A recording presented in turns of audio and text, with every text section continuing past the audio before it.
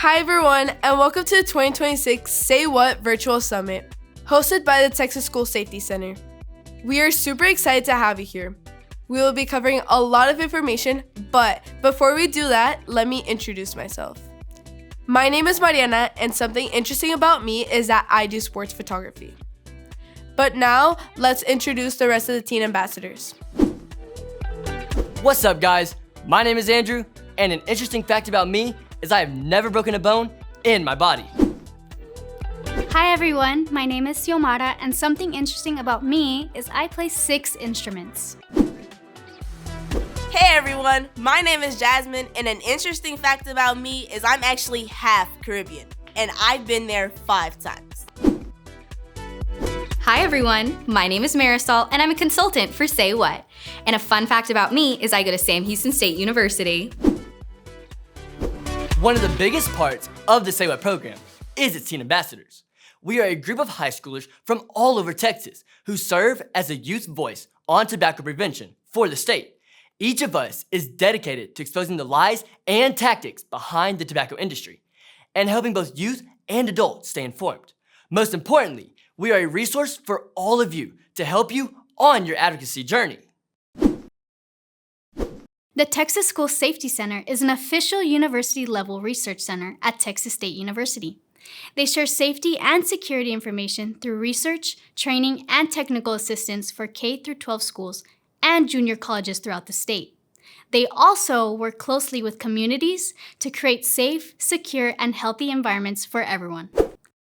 On top of all that, they're also home to programs like Say What, and without them, none of this would be possible. Say What stands for Students, Adults, and Youth Working Hard Against Tobacco. It launched in 2011 as the official statewide youth tobacco prevention movement. The program brings together youth and adults who share the goal of reducing tobacco use across the state. Say What helps young people and student groups connect, learn, share, and inspire others to make a positive difference in their schools and communities. Most importantly, Say What is dedicated to bringing awareness on the misinformation and manipulation surrounding commercialized tobacco products. We host spring summits and a summer conference. And don't forget, we also offer a variety of free resources to help you take action. Today, we're doing things a little differently. Each topic will be presented as its own podcast. We're going to show you that most teens actually don't vape, and that the idea that everyone is doing it is just a myth. We'll start by looking at the facts and what the data really says about youth tobacco use. From there, we'll break down the science behind addiction and explain how nicotine can affect the teen brain. You'll also see what life looks like for a vape-free teen, including the healthy routines they use every day. Finally, we'll share real stories that show you how you can support friends and family without judgment. Today is all about breaking the norm, choosing awareness over assumptions, building courage, and creating a healthier, tobacco-free future together. Welcome to the Say What Podcast Network.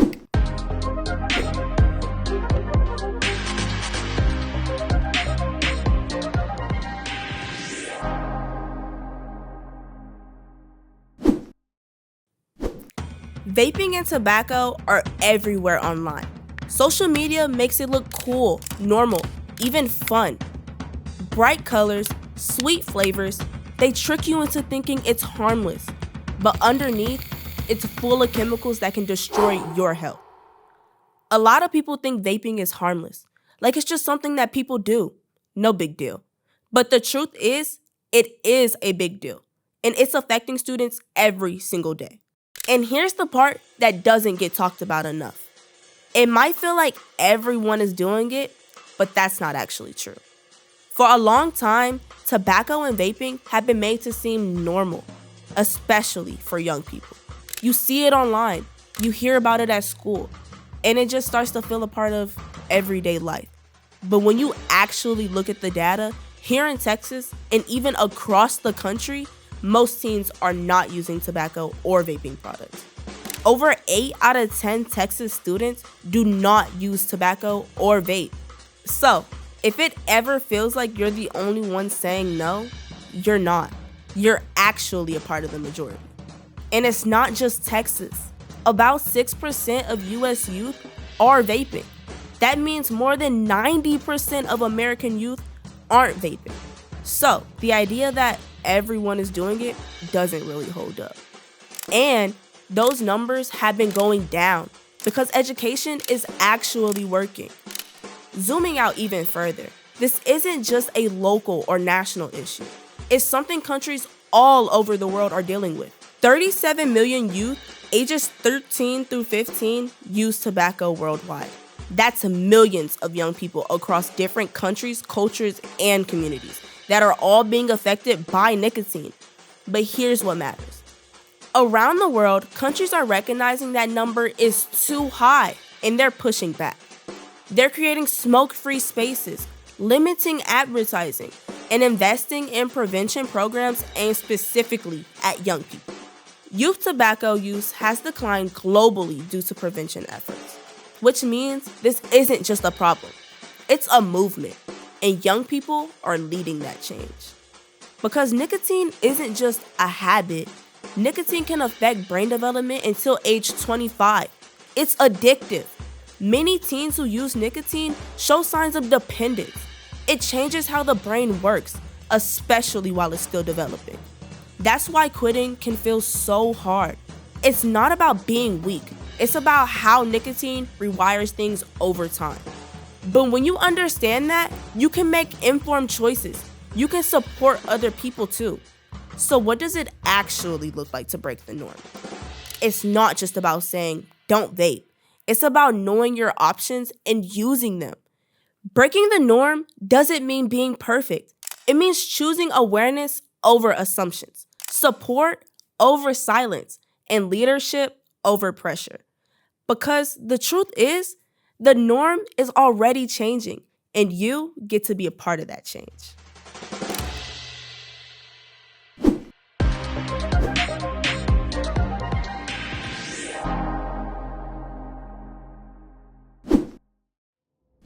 What if I told you the suspect in today's case doesn't wear a mask, doesn't hide in the shadows, and is sold legally in brightly colored packaging?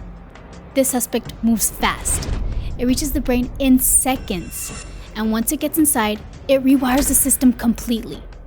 Today's case, nicotine, and the silent takeover of the teenage brain. Every addiction has a starting point. Maybe it's curiosity. Maybe it's stress, maybe it's social pressure, or maybe it's something that looked harmless online. But here's what happens behind the scenes.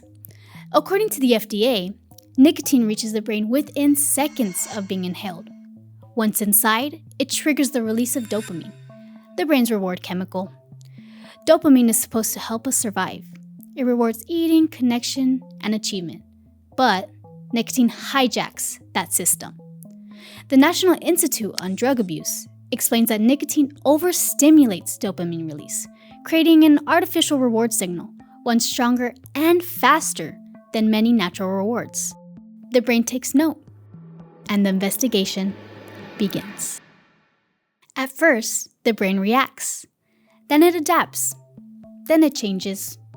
Scientists say addiction uses the same parts of the brain that help us survive, like the parts that make us want food and feel safe. But nicotine doesn't provide that survival. It provides stimulation. So the brain starts building more nicotine receptors. More receptors mean more nicotine is needed. This is called tolerance. What once felt strong now feels normal. Repeating nicotine exposure strengthens neural pathways, linking nicotine to pleasure and stress relief. And here's where it gets serious.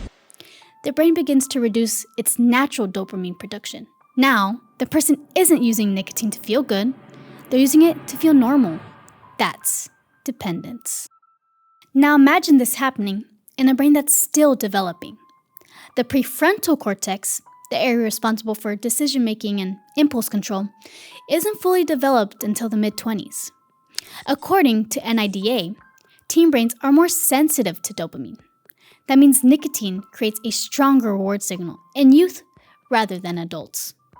Some research has shown that nicotine exposure during adolescence can affect attention, mood regulation, even memory. The teen brain is adaptable. That's usually a strength.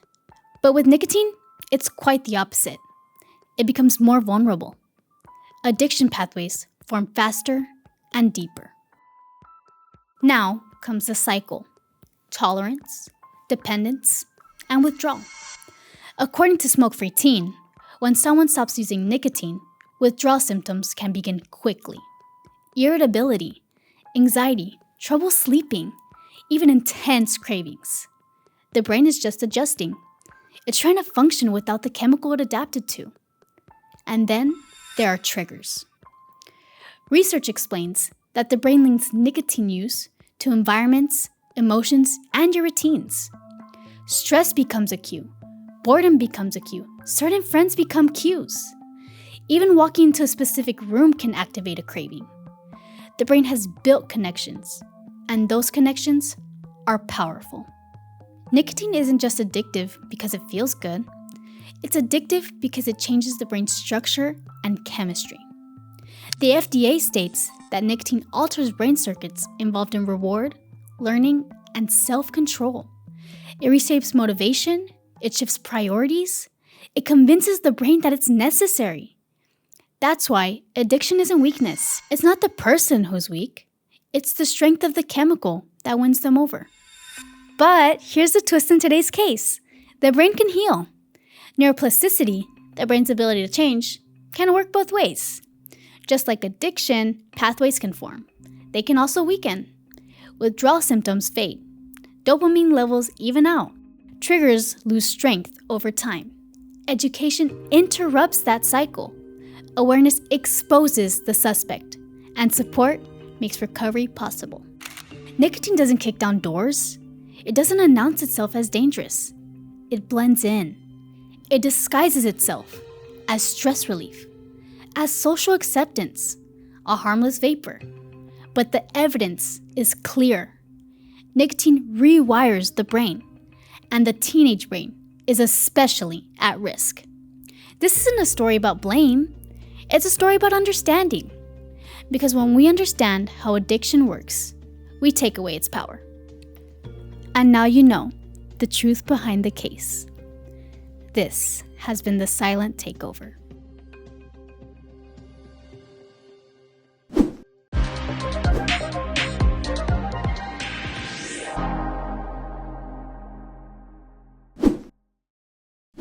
Everybody wants to live the life. Confident, happy, in control. No stress, no doubts, no problems. But that version of life doesn't really exist, right?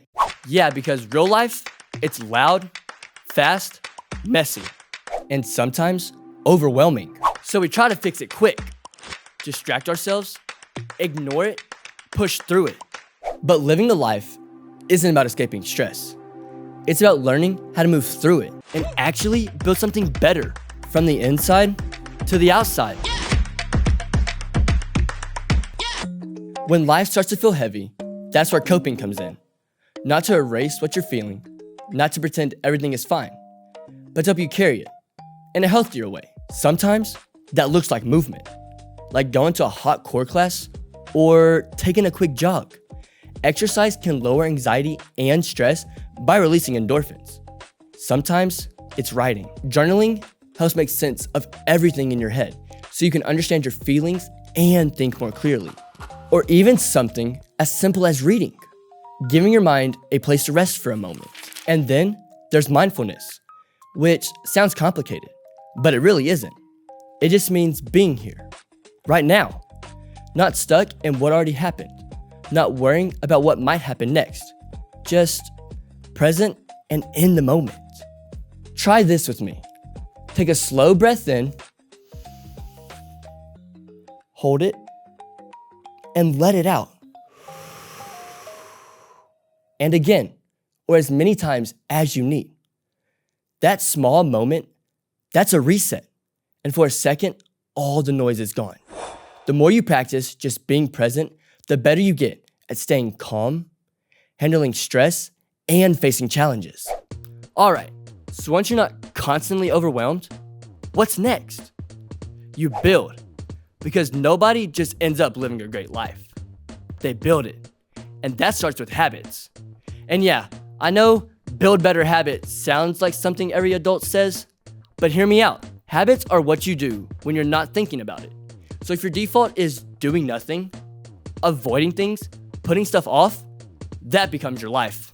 But if your default becomes doing one small thing, making one better choice, taking one step forward, that builds too. That's where goals come in. Not huge, overwhelming, change your entire life overnight kind of goals. Small ones, clear ones, real ones. Like, drink more water today. Go outside for 10 minutes. Finish one thing you started. That's it. Because small wins, they stack. Then your goals can gradually get bigger and be whatever you want. For me, it's staying fit, staying spiritually strong, and learning something new every day. Actually, I just learned to play a few chords on my guitar. Am I good at it? No. But if I keep practicing, I will get better. Creating more goals for yourself keeps you moving forward, which leads to you being more disciplined and feeling more confident. Now here's the part people don't always think about. Your environment. The people around you, they matter more than you think. Even when nobody says anything directly, you still feel it. The pressure to fit in, to act a certain way, to go along with things you're not even sure you want to. And that kind of pressure is not always obvious. Sometimes it feels like connection. Sometimes it feels like belonging. But over time, you start to notice. Are you becoming more like yourself or less? Finding the right people can take time. People who respect you, support you, and allow you to grow. But when you do, healthy choices start to feel easier. Not forced, not uncomfortable, just natural. I want to leave you with the word courage. A word that reminds me of a quote that I love from former President FDR. It basically says that courage isn't about having no fear. It's deciding something else matters more. Courage to care for yourself. Courage to set goals. Courage to slow down. Courage to choose healthy habits like not using nicotine products. And sometimes, courage to step away from spaces or people that do not support who you are becoming. Living the life is not about having no stress, no fear, no bad days. It is about choosing what matters more. Your peace, your growth, your future. So be courageous and start building your best tobacco-free life.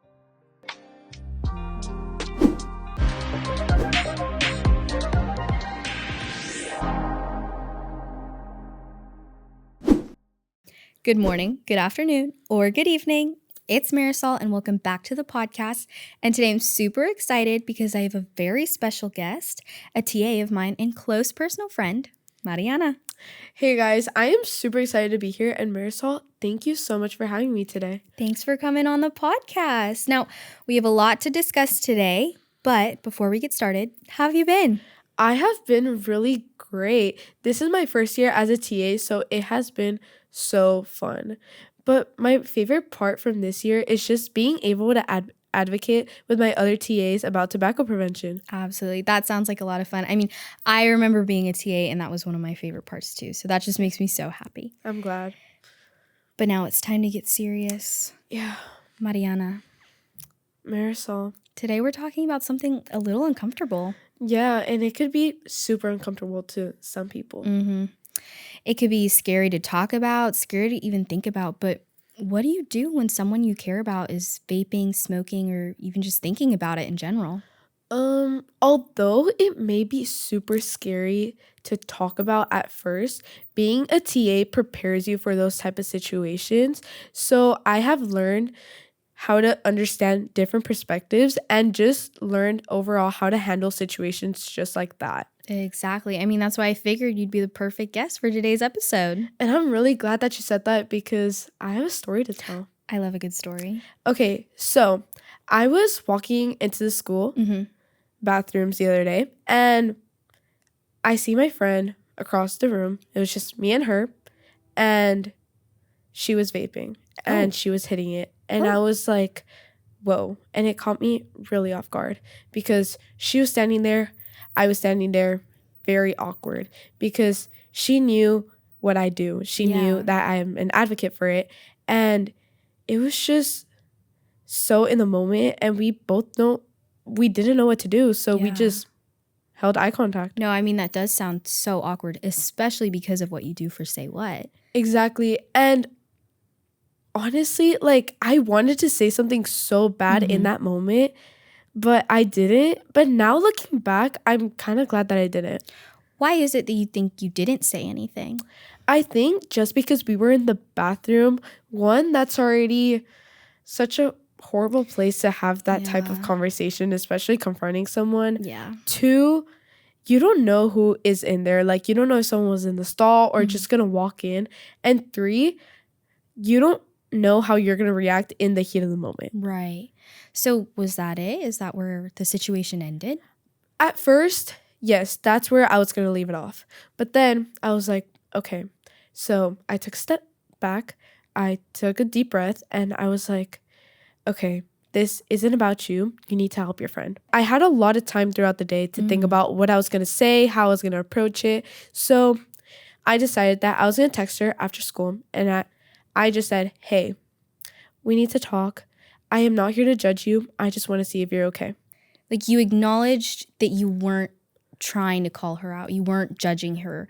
You weren't mad at her. Instead, you were like, I'm concerned about you. And I bet that was really meaningful. Yes, because I think it's very important to be able to understand that if you like try to address a situation at the moment and you're really mad or you just don't know how you're going to feel and you don't know what you're going to say, it can go out of control and you can make that other person like feel so attacked and just so misunderstood, which makes them feel bad, and then they won't open up at all. They will probably just stop talking to you or just feel super uncomfortable and super bad. No, so that's scary. It's better to just stay calm, take a step back, breathe, think about what you're gonna say, and then talk to them about it and make them feel better. Right. And that's a great way to think about it, because by you taking that time, I'm sure you were able to think of a more cohesive response where you could support her and be productive rather than just reactive. Is that what ended up happening? Yeah, pretty much. So like I had said before, like I had so much time to think about it, and honestly, like it took her a while to answer, but she just ended up saying sure because it was already pretty embarrassing. It was very awkward. So she just said sure, and I was like, okay, cool. So we ended up meeting at a coffee shop and we were just having that, like we were trying to have that conversation, but no one was really starting it. And it was pretty silent for a couple of minutes. So I was like, okay, I asked her to talk. I'm going to start it. And I was just like, hey, dude, like you're my friend. Talk to me. Like what's going on? Like that is not like you. Like you don't do that. Yeah. And then I think she understood and felt some like comfort in it. Well, I wouldn't say comfort, but she knew that I was concerned for her. Yeah. Which made her open up so much quicker than I thought, which changed the whole vibe and just the whole point of the conversation. I bet it's because instead of calling her out, you were like checking in on her and you were making it about how she felt rather than what she was doing. Yes. So what had happened is she started telling me how stressed she was at school. Not just at school, but like at home with her friends, that it was just like a lot going on in her life and she didn't know how to handle it. So she did like what she thought was right and she started vaping. So me and her were just talking. I was letting her vent and I was listening. And and then that's when I started inviting her over to my house to watch a movie, going to the gym and going out to eat, which honestly helped her a lot. It didn't work all the time, but honestly, I saw a lot of progress. That's good, because I especially like how even after having that conversation, you were still supportive. Not only did you just encourage her to live a nicotine-free life, but you helped her do it. And that's what a true supportive friend looks like. Like going back to what I was saying before, it's so important to not judge and just be there for your friends so that they can feel comfortable enough to open up and possibly make a change if they really want to do it. Absolutely, yeah. And so as time went by, it got way better. She was improving a lot. She was doing so much better. She seemed so much happier, which honestly made me pretty happy. I'm sure. I bet you were really proud of her. I was. Yeah. I really was. That really reminds me of actually experience I had when I was much, much younger. Oh, really? Yeah, like little kid, but with a family member. Oh, okay, got it. I had an uncle and he smoked. And obviously, in our generation, we know cigarettes are bad. Like, we grew up learning, about the tar and all the black lung pictures and, like the cancer, just everything about cigarettes. Terrible. No, yeah. I remember those elementary school presentations. Yeah, like those were really gnarly. So Yeah.